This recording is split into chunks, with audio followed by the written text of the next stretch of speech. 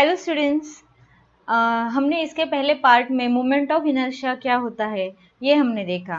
आज मैं आपको डिफरेंट शेप्स के लिए मोमेंट ऑफ इनर्शिया का फॉर्मूला कैसे डिराइव करते हैं ये बताने वाली हूँ। तो यहाँ पे अभी हम स्टडी करने वाले हैं moment of inertia of a ring. तो जो रिंग होती है ना, उसका शेप कैसा होता है कि मैक्सिमम जो मास रहता है, राइट, जो मैक्सिमम मास रहता है वो साइड में रहता है, करेक्ट। हमारी अंगूठी वो एक रिंग का टाइप है, तो वहां पे हमें मोमेंट ऑफ इनर्शिया उस शेप के लिए कैलकुलेट करना है।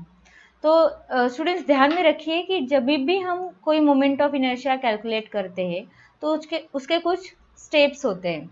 ओके, तो पहला स्टेप होता है कि हम स्मॉल एलिमेंट कंसिडर करते हैं। हम क्या कंसिडर करते हैं?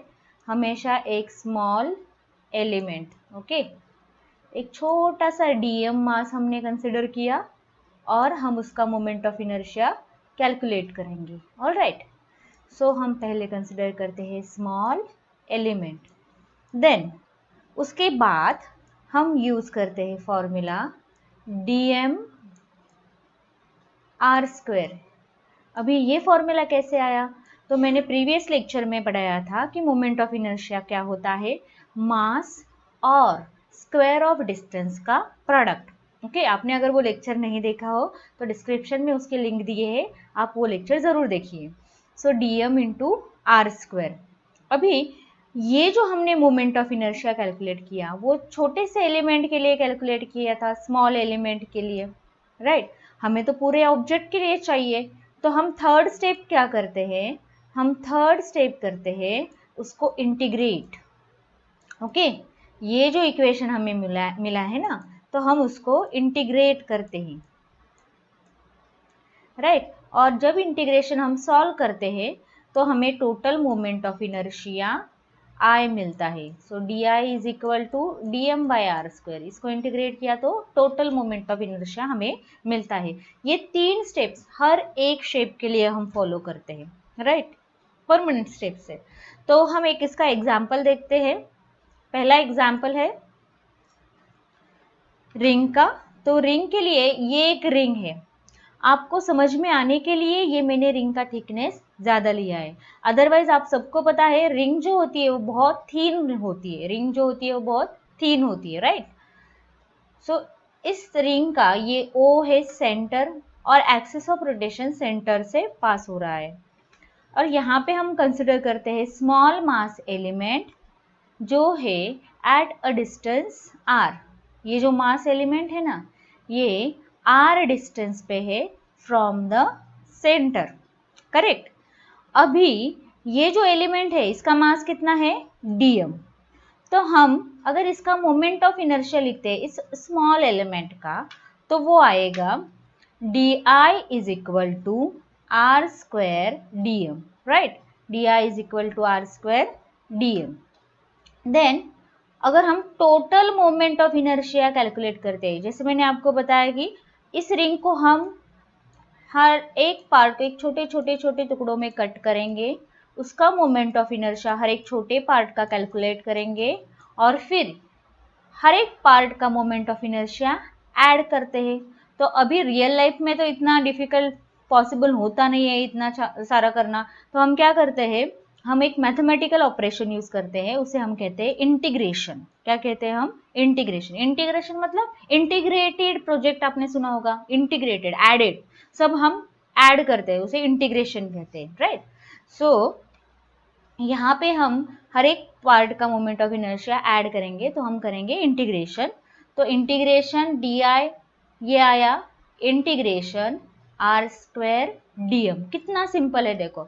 अभी अगर मैं ये आर कंसिडर करती हूँ तो आर है distance of an element from axis of rotation, right. ये एलिमेंट का एक्सिस ऑफ रोटेशन से डिस्टेंस। तो अगर मैं एलिमेंट यहाँ पे लेती हूँ तो डिस्टेंस आर है।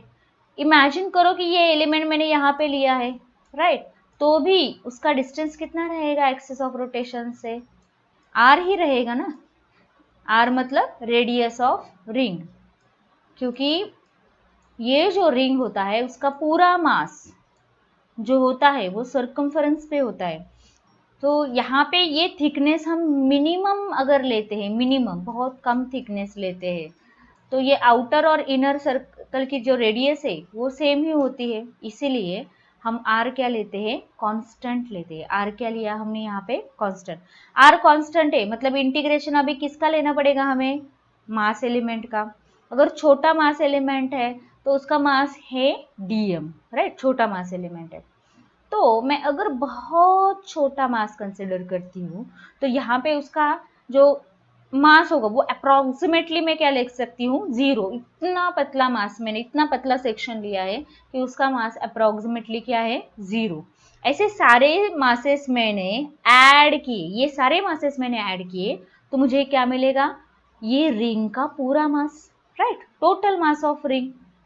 ये सारे टुकड़े अगर मैंने ऐड किए रिंग के, तो मुझे क्या मिलेगा, रिंग का पूरा मास कैपिटल एम। तो इसलिए मैंने यहाँ पे लिखा integration 0 to m r square dm, all right, r square dm। So यहाँ पे r कांस्टेंट है, इसलिए इसे इंटीग्रेशन के बाहर लिया हमने, और इंटीग्रेशन रहेगा सिर्फ dm का। ठीक है, अभी ये जो टाइप का इंटीग्रल है इसे हम कहते हैं डेफिनाइट इंटीग्रल। क्या कहते हैं हम इसे, डेफिनाइट इंटीग्रल। डेफिनाइट क्यों भाई, यहाँ पे इसकी लिमिट फिक्स है, मतलब मास की वैल्यू कहाँ से स्टार्ट हो रही है और कहाँ पे खत्म हो रही है, ये जो वैल्यूज है ना उसकी, ये फिक्स है, इसीलिए हम उसे डेफिनाइट इंटीग्रल कहते हैं। तो जिनका मैथ्स है उनके लिए तो बहुत ईजी है, लेकिन जिनका मैथ्स नहीं है, सपोज मैथ्स ड्रॉप है, सिर्फ बायो लिया है, तो आप लोगों को ये समझने में थोड़ा सा दिक्कत होगा, इसलिए मैं आपको ये समझाती हूँ कि डेफिनाइट इंटीग्रल कैसे सॉल्व करते हैं। तो देखो बच्चों, यहाँ पे हम, अगर मैं एक dx कोई भी अननोन x वैल्यू कंसिडर करती हूँ, तो dx जो होता है, तो यहाँ पे मैंने कंसिडर किया कि x की वैल्यू स्टार्ट हो रही है 0 टू सपोज l। सपोज ये मेरा एक स्केल कंसिडर किया है यहाँ पे मैंने, राइट। तो अगर एक्सिस ऑफ रोटेशन यहाँ से पास हो रहा है सेंटर से, और ये जो एलिमेंट है, ये जो एलिमेंट है वो यहाँ पे x डिस्टेंस पे है, यहाँ पे कितना डिस्टेंस पे है, x डिस्टेंस पे है, राइट। अगर मैं यहाँ पे लेती हूँ, यहाँ पे लेती हूँ एलिमेंट, तो इसका डिस्टेंस कितना हो जाएगा, 0। यहाँ पे लेती हूँ तो x/2, यहाँ पे x, यहाँ पे x, और ऐसे करते करते अगर मैं यहाँ तक जाती हूँ, राइट, यहाँ तक जाती हूँ, तो अगर ये पूरे स्केल का लेंथ, पूरे स्केल का लेंथ l है, पूरे स्केल का लेंथ क्या है, l है, तो यहाँ पे ये जो फाइनल लेंथ रहेगा यहाँ से यहाँ तक, वो कितना होगा, l/2। आर यू गेटिंग कि मैंने कहाँ से स्टार्ट किया, 0, और मैंने लास्ट कहाँ तक लिया, l/2, राइट। तो अगर मैं मुझे यहाँ पे टोटल कैलकुलेट करना है रॉड का, तो वो अलग बात है, आपको ये डेरिवेशन सिलेबस में नहीं है रॉड का, इसलिए मैं इसको डिटेल में नहीं पढ़ा रही हूँ। लेकिन अगर फिर भी आपको इंटरेस्ट है ये पढ़ने में, तो मुझे आप बता दीजिए, मैं इसका भी प्रूफ आपको बता दूंगी। सो यहाँ पे अगर मैंने डीएम की वैल्यू कहाँ से स्टार्ट की है, मैंने 0 से स्टार्ट की है, और टोटल कितना आया, पूरा मास मतलब m, तो ये हो गया उसका डेफिनेट इंटीग्रल। dx का इंटीग्रेशन क्या होता है, dx का सिंपलेस्ट, dx का इंटीग्रेशन होता है x। वैसे ही dm का इंटीग्रेशन क्या होगा, dm का इंटीग्रेशन रहता है m। अगर मैंने यहाँ पे लिमिट्स नहीं दिए तो उसे हम कहते हैं indefinite integral. Okay, indefinite integral जब सॉल्व करते हैं तो यहाँ पे हम constant of integration c use करते हैं। लेकिन जो हमारा ये इंटीग्रल है, ये डेफिनेट इंटीग्रल है, तो हम यहाँ पे इसको लिमिट्स देंगे। तो क्या है इसके लिमिट्स, सो इसके लिमिट स्टार्ट होता है 0 से। ओके, लोअर लिमिट क्या है इसका, 0, और अपर लिमिट कहाँ पे एंड होता है, ये capital M, total mass, right. तो फिर सॉल्व करने के बाद, dx का इंटीग्रेशन m, dm का इंटीग्रेशन m, सॉल्व करने के बाद हम यहाँ पे लिखेंगे upper limit minus lower limit. तो m-0 हो गया m, तो यहाँ पे हमें इंटीग्रेशन dm ये मिला है m, इंटीग्रेशन dm क्या मिला, इसकी पूरी इसकी वैल्यू हमें मिली m। सो हमने यहाँ पे लिखा I is equal to m r square, capital m r square. Clear? So ये था moment of inertia of ring. अभी इसके बाद मैं आपको पढ़ाने वाली हूँ moment of inertia of disc. ठीक है, सो अगर हम डिस्क कंसिडर करते हैं स्टूडेंट्स, यहाँ पे जो डिस्क होता है, अगर आपने ध्यान से देखा होगा तो ये देखो, यहाँ पे जब ये डिस्क फॉर्म हो रहा है तो वो पहले छोटा रिंग था, राइट, एक बड़ा रिंग था, उसमें और एक छोटा रिंग और एक छोटा रिंग, ऐसे छोटे छोटे रिंग अगर मैं ऐड करती जाती हूँ तो मुझे एक कंप्लीट डिस्क मिलेगा। Are you getting my point? देखो, अगर एक छोटा सर्कल, उसमें और थोड़ा सा एक छोटा थोड़ा बड़ा रिंग लिया, उससे थोड़ा सा बड़ा रेडियस का रिंग लिया, ऐसे बहुत सारे रिंग अगर मैंने एक के बाद एक लगाए तो मुझे एक डिस्क मिलेगा। एम आई राइट? ऐसा डिस्क, फाइन, ये ऐसा डिस्क मिलेगा। तो ये इसका एक स्मॉल सेक्शन क्या होता है? इसका स्मॉल सेक्शन होता है रिंग। तो यहाँ पे मैंने लिखा कि ये एक डिस्क है, इसका मास m है और रेडियस r है, एक्सिस ऑफ रोटेशन सेंटर से पास हो रहा है, राइट, और परपेंडिकुलर है प्लेन को, मतलब ऐसे है, ये ऐसे है एक्सिस ऑफ रोटेशन, फाइन। उसके बाद मैंने एक स्मॉल एलिमेंट कंसिडर किया dm in the form of ring. तो इस रिंग का जो मास है, रिंग का मास जो है वो है dm, करेक्ट। इसकी थिकनेस है dr, रिंग की थिकनेस कितनी है यहाँ पे? dr, ये थिकनेस, ऑलराइट। और इस रिंग का एक्सिस ऑफ रोटेशन से डिस्टेंस है r, ओके। तो अभी यहाँ पे हम क्या करेंगे, हमारा नेक्स्ट स्टेप क्या होता है कि हम इंटीग्रेशन लेते हैं। तो आप ध्यान से देखिए स्टूडेंट्स, अगर मैं यहाँ पे इंटीग्रेशन लेती हूँ तो मेरे पास di का फॉर्मूला हो जाता है, di का फॉर्मूला हो जाता है मेरे पास di is equal to mass into distance square, correct. तो यहाँ पे अगर मैं इंटीग्रेशन लेती हूँ, यहाँ पे इंटीग्रेशन लेती हूँ तो दो चीजों का इंटीग्रेशन आएगा। किन दो चीजों का? रेडियस r, कैसे? ये देखो, ये रिंग मैंने यहाँ पे कंसिडर की है, लेकिन मैं यहाँ पे भी कंसिडर कर सकती हूँ, या तो यहाँ पे भी कंसिडर कर सकती हूँ। तो मैं r चेंज कर सकती हूँ ना, यहाँ पे r कम है, यहाँ पे थोड़ा सा बढ़ा, यहाँ पे और बढ़ा, और फाइनल r कितना रहेगा? कैपिटल R रहेगा। अगर मैंने लास्ट रिंग यहाँ पे ली तो मतलब r क्या हो रहा है? चेंज हो रहा है।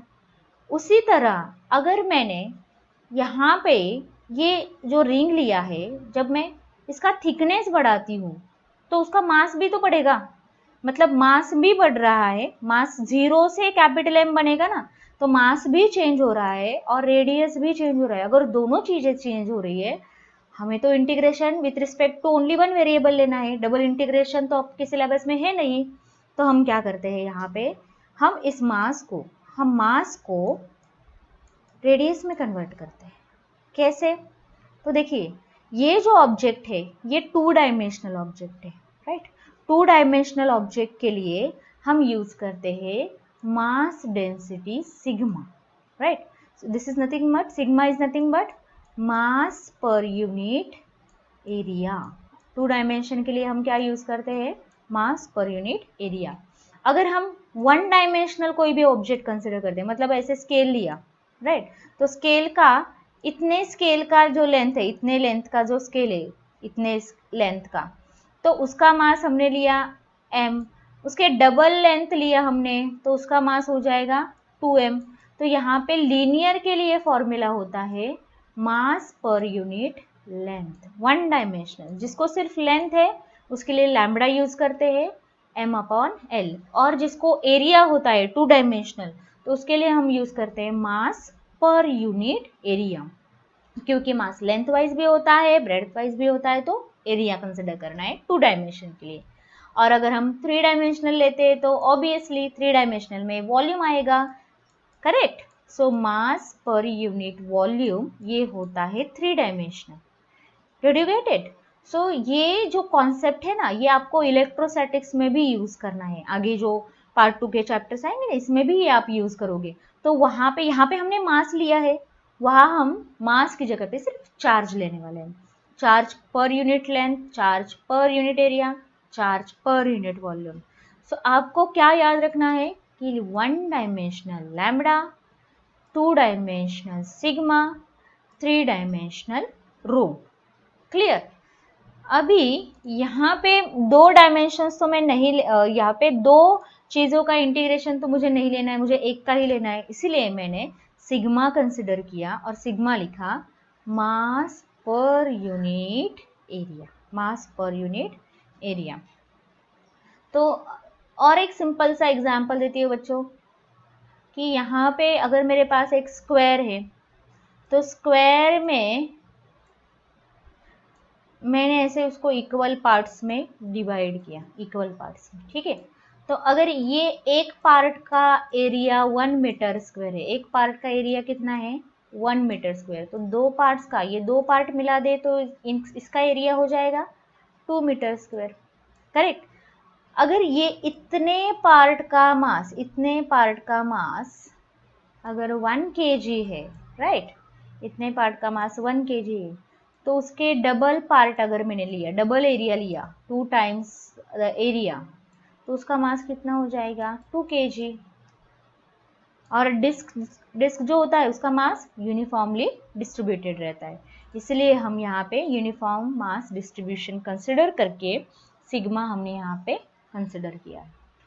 सो पूरे डिस्क का मास m और डिस्क का शेप होता है क्रॉस सेक्शन, ये जो अपर सरफेस है वो इसका एरिया क्या होगा, सर्कल है ना, सर्कल मतलब पाई आर स्क्वायर, तो pi r square, pi capital r square, ठीक है। ये पूरा रेडियस यहाँ तक, ये डिस्क का आर स्क्वायर। अगर मैं छोटा सा मास यहाँ पे रिंग कंसिडर करती हूँ, ठीक है, तो रिंग का मास डीएम मुझे कैलकुलेट करना है अभी। तो फॉर्मूला क्या है हमारे पास मास के लिए, मास कैसे कैलकुलेट करते हैं, सिग्मा इनटू एरिया। सिग्मा, अभी रिंग का एरिया कैसे कैलकुलेट करना है, ठीक है। तो रिंग के लिए एरिया के लिए देखिए मैं यहाँ पे अभी कंसिडर करती हूँ एक बड़ा सा सर्कल, ठीक है। ये जो बड़ा सर्कल है ना, इसकी रेडियस, ये जो आउटर सर्कल है ना, इसकी रेडियस कितनी है आउटर सर्कल की, इतना r प्लस ये thickness dr। Are you getting? ये देखो आउटर सर्कल की रेडियस, आउटर सर्कल की रेडियस कितनी हो गई यहाँ पे r प्लस dr।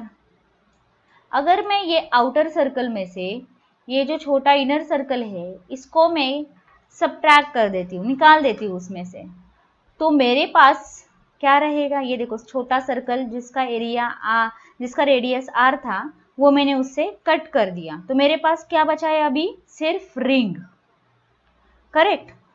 सो यहाँ पे अगर मुझे रिंग का एरिया चाहिए तो मैं बड़े सर्कल के एरिया से छोटे सर्कल का एरिया माइनस करूंगी।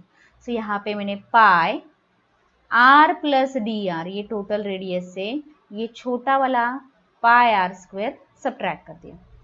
अभी आगे यहाँ पे मैं a plus b bracket square formula use करती हूँ, ठीक है। यहाँ पे अगर मैंने a plus b bracket square formula use किया तो मुझे मिलेगा pi r square plus 2 pi r d r plus pi d r square, correct, pi d r square minus this pi r square, fine. अभी ये minus pi r square है, ये plus pi r square है, तो मैंने इसको cancel कर दिया। अभी मेरे पास बचा है sigma 2 pi r d are, और क्या बचा है मेरे पास बचा है अभी पाई डी आर स्क्वायर, पाई डी आर स्क्वायर। अभी ये थोड़ा सा ध्यान दीजिए हाँ स्टूडेंट्स, देखो डी आर मैंने आपको क्या बताया, बहुत पतला लेना है। अगर मैंने उसको बहुत छोटा लिया, राइट, कंसिडर करो कि उसका वैल्यू जो है वो 0.02 है, राइट। अगर मैं उसका स्क्वायर करती हूँ, 0.02 का मैंने स्क्वायर किया तो वो हो जाएगा 0.0004, करेक्ट, 0004। भाई इससे तो इसकी वैल्यू बहुत कम हो गई, करेक्ट।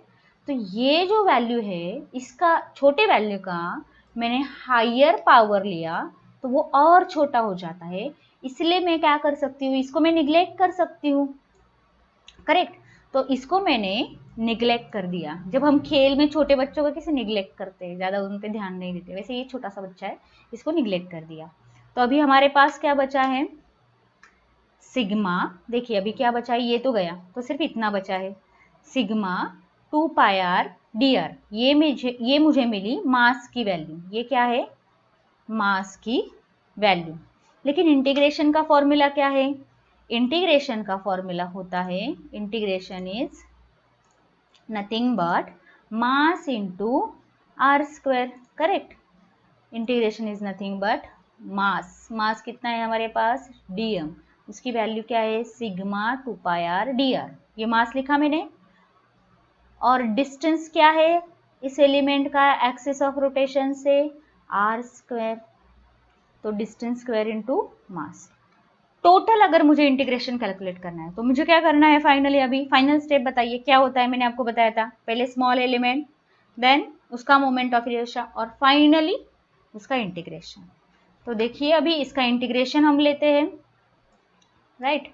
तो यहाँ पे मुझे मिल रहा है total moment of inertia of disc will be integration of d i. D i की वैल्यू मैंने यहाँ पे कंटिन्यू कर ली वो प्रीवियस वाली। तो ये आर है और ये आर स्क्वायर है। आर और आर स्क्वायर क्या हो जाएगा, ये हो जाएगा आर क्यूब। करेक्ट। और आर क्यूब, आर की वैल्यू कहाँ से कहाँ चेंज हो रही है बेटा, यहाँ पे देखो मैंने जब ये रिंग लिया था, तो जो यहाँ पे अगर मैंने रिंग लिया तो उसका डिस्टेंस लिया था मैंने आर। अगर मैं रिंग यहाँ पे कंसिडर करती हूँ, यही स्मॉल वाला रिंग, तो उसकी वैल्यू 0 हो जाएगी। एक्सिस ऑफ रोटेशन से उसका डिस्टेंस क्या हो जाएगा, 0। सेंटर पे ही मैंने कंसिडर की रिंग, तो आर की वैल्यू 0 हो जाएगी। और जैसे जैसे मैं इसका रिंग का डिस्टेंस यहाँ पे लिया तो और थोड़ा बड़ा डिस्टेंस, यहाँ पे थोड़ा और बड़ा। फाइनल रिंग कहाँ पे ले सकती हूँ मैं, फाइनल रिंग मतलब डिस्क का रेडियस। फाइनल रिंग मतलब ये जो है लास्ट वाला, तो इसका एक्सिस ऑफ रोटेशन से डिस्टेंस क्या हुआ, कैपिटल आर ना। लास्ट वाली रिंग यहाँ पे आई तो इसलिए मैंने यहाँ लिखा कि आर की वैल्यू कहाँ से कहाँ चेंज हो रही है, 0 टू कैपिटल आर। अभी जैसे पहले सॉल्व किया था डीएम वाला, सिंपली वैसे ही सॉल्व करेंगे। यहाँ पे हमें फिर से इंटीग्रेशन कैलकुलेट करना है। तो आर क्यूब का इंटीग्रेशन आया आर रेस टू 4। कहाँ से आया, तो ये इंटीग्रेशन का फॉर्मूला होता है x raise to n d x, right. उसका इंटीग्रेशन होता है x raise to n plus 1 upon n plus 1। Okay, तो यहाँ पे x raise to n plus 1 upon n plus 1। x क्या है हमारा, r है, n है 3, सो आर क्यूब का इंटीग्रेशन हो जाएगा r raise to 3 plus 1 upon 3 plus 1, which is nothing but r raise to 4 upon 4। ये समझ में आया। अगर आपको लगता है कि ये फॉर्मूला आपको ध्यान में नहीं रहेगा तो आप इसका स्क्रीनशॉट ले लीजिए या तो लिख लीजिए नोटबुक में पॉज करके वीडियो, ठीक है। अभी इसके बाद मुझे अपर लिमिट और लोअर लिमिट की वैल्यू सब्स्टिट्यूट करनी है। अपर लिमिट क्या है मेरा, कैपिटल आर, और लोअर लिमिट 0। तो मैं यहाँ पे जहाँ पे स्मॉल आर है वहाँ पे लिखूंगी कैपिटल आर। ये आर रेस टू 4 है ना, तो ये भी आएगा capital r raise to 4 upon 4 minus lower limit क्या है, 0, 0 रेस टू 4, क्योंकि आर रेस टू 4 है, अपॉन 4। यही मैंने लिखा है यहाँ पे आगे वाले स्टेप में, ये कॉमन लिया। R raise to 4 minus 0 raise to 4, anything raise to 0, 0। So मुझे फाइनली मिलता है आर रेस टू 4 माइनस ये 0 हो गया upon 4, r raise to 4 upon 4। अभी मैं फाइनली सब्स्टिट्यूट करूंगी सिग्मा की वैल्यू। सिग्मा की वैल्यू क्या है पूरे डिस्क के लिए, पूरे डिस्क के लिए उसकी वैल्यू है capital m upon pi r square. Let's substitute. So sigma m upon pi r square into 2 pi into r raise to 4 upon 4। Okay, तो यहाँ पे क्या क्या कैंसिल हो सकता है, पाई कैंसिल हो गया, आर स्क्वायर है भाई, इसके पास तो 4 आर है ना, तो हम इसमें से 2 कैंसिल कर देते हैं, तो यहाँ पे सिर्फ आर स्क्वायर बचेगा। 2 1 ज़ा 2, 2 2 ज़ा 4। ठीक है, फाइनली क्या बचा है देखो अभी, एम आर स्क्वायर अपॉन 2। तो डिस्क का मोमेंट ऑफ इनर्शिया हमें मिला है, डिस्क का मोमेंट ऑफ इनर्शिया मिला है m r square by 2। Disc का मोमेंट ऑफ इनर्शिया कितना मिला हमें, एम आर स्क्वायर बाय 2। और रिंग का कितना मिला था, एम आर स्क्वायर। रिंग का कितना था हमारे पास, m r square. Okay, so ये था moment of inertia of ring and disc. Similarly आप और शेप्स के लिए भी कैलकुलेट कर सकते हो। अगर आप इंटरेस्टेड है तो मुझे बताइए, मैं आपको बाकी सारे शेप्स के लिए भी प्रूफ उसका एक वीडियो बनाऊंगी।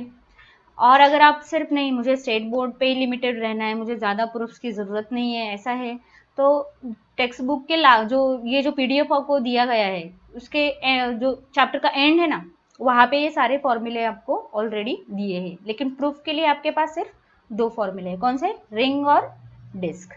ठीक है, तो स्टूडेंट्स ये मैंने ट्राई किया कि आपको अच्छे से समझ में आया, इसलिए मैंने बहुत सिंप्लीफाई करके इसको बताया है। अगर आपको ये समझ में आया होगा और आपको बहुत अच्छा लगा होगा तो लाइक करना मत भूलिए और मेरे चैनल को सब्सक्राइब ज़रूर कीजिए। Till then bye.